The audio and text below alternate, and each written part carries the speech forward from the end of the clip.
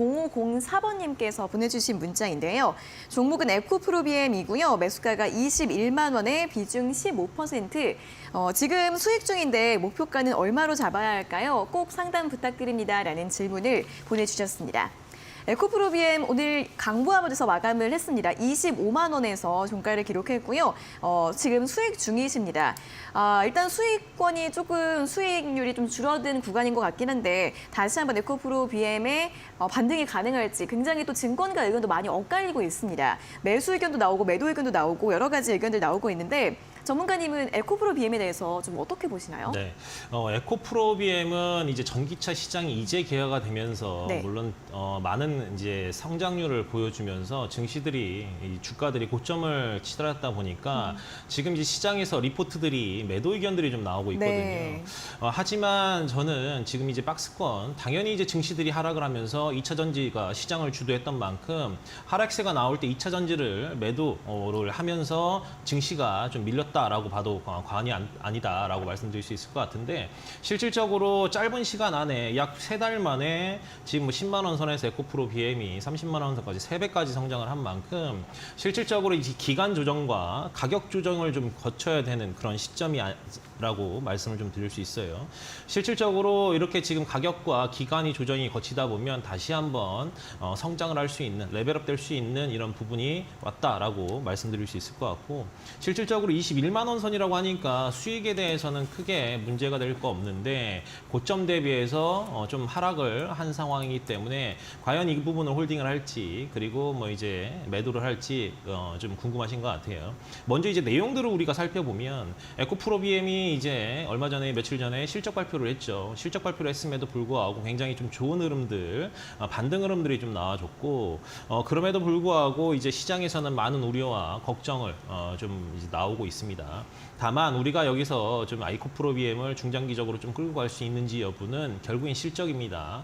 앞으로 이제 에코프로비엠이나 에코프로 그룹주들이 얼마만큼 성장을 할 수 있는지는 이미 수치화가 어느 정도 되어 있어요.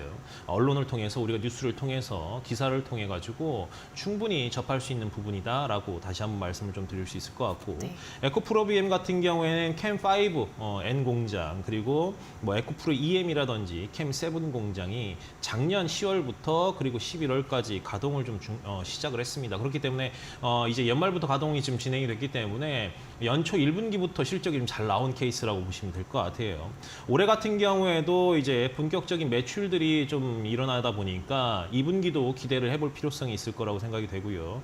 이제 가동률 상승을 통해서 시장 점유율 확대도 계속 좀 늘어나고 있는 그런 상황이라고 보시면 될 것 같고 그리고 이제 에코프로의 이제 자회사 뭐 에코프로 머터리얼스도 이제 조만간 상장을 좀 준비를 하고 있는 그런 상황이기 때문에 그만큼 이제 수직 계열화하고 있는 그룹 내 수직 계열화하고 있는 그런 부분이기 때문에 꾸준히 좀 봐도 되지 않을까라고 좀 생각이 됩니다. 물론 IRA 미국의 IRA 관련해서도 수혜를 볼 수 있는 그런 종목이기 때문에 짧게 본다기보다 이 조정과 이제 기간 조정과 가격 조정을 거친 이후에는 충분히 전 고점까지도 다시 한번 성장할 수 있는 그런 상황이 될 거라고 보여지고요.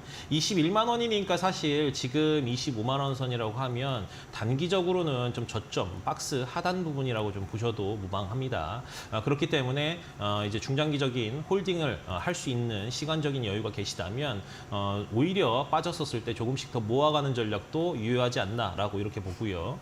일단 내용들 차트 좀 볼게요. 실질적으로 차트 흐름들을 조금 보면 지금 요 라인대가 지금 저항을 받고 있죠. 그렇기 때문에 지금 25만 원, 요 사이가 요 자리가 이탈을 하지 않는다면 반등 구간이 충분히 나올 수 있다라고 말씀 좀 드릴 수 있을 것 같고 우리가 시장이 최근 들어서 하락을 했던 부분들이 국내 증시 같은 경우에 CFD 계좌에 대한 이런 문제점도 나왔지만 실질적으로 미국 증시 빠지면서 그리고 앞으로 이제 국내 증시도 함께 좀 내려앉았던 이런 부분들이 있거든요. 다만 우리가 코스닥을 볼 때 계단식으로 계속 성장을 하고 있는 만큼 900선까지도 터치를 했다가 좀 밀리긴 했지만 지금 이 자리가 다시 한번 900선을 도달할 수 있기 위해서는 2차 전지 섹터가 움직여줘야 된다고 다시 한번 좀 말씀을 좀 드리겠습니다. 그래서 조만간 900선을 탈환한다고 하면 2차 전지 저점 매수세가 다시 유입이 될 거라고 좀 보여지고 있고요.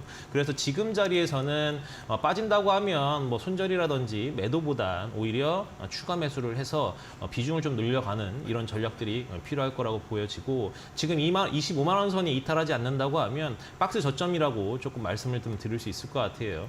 단기적으로 이제 박스권 저점이기 때문에 이 안에서만 움직인다고 하면 다시 30만 원 선을 좀 기대해봐도 되지 않을까라고 말씀을 좀 드릴 수 있을 것 같습니다. 그래서 매매 전략은 이렇게 좀 이제 진행을 하시면 수월하지 않을까라고 생각이 듭니다. 네, 에코프로 BM 같은 경우에는 앞으로의 전망 궁금하신 분들이 많으실 텐데 전문가님께서는 기간 조정을 거친 뒤에 다시 전고점까지 상승할 가능성이 있다라고 전망을 제시해 주셨습니다. 또 코스피가 900선까지 코스닥이 900선까지 회복이 된다면 다시 2차전지 섹터로 수급이 들어올 가능성이 있기 때문에 이 박스권으로 보고 조정 시 추가 매수도 가능하다라는 의견 제시해 드렸으니까요. 또 궁금하신 분들 함께 참고해 보시면 좋겠습니다.